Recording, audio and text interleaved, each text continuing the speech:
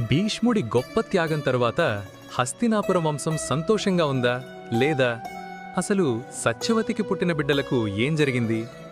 వంశం ముందుకు సాగడానికి ఎలాంటి కష్టాలెదుర్కొందో తెలుసా?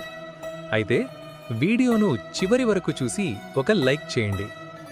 శంతన మహారాజుకు సత్యవతి ద్వారా ఇద్దరు కుమారులు జన్మిస్తారు, చిత్రాంగదుడు మరియు విచిత్రవీర్యుడు.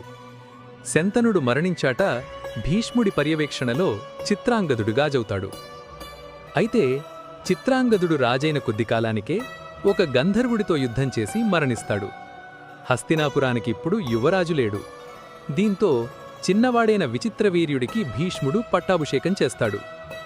విచిత్రవీర్యుడికి వివాహం చేయడానికి భీష్ముడు స్వయంగా కాశీరాకుమారి స్వయంవరానికి వెళ్ళి అంబ, అంబిక, అంబాలిక అనే ముగ్గురు కన్యలను బలవంతంగా తీసుకువస్తాడు.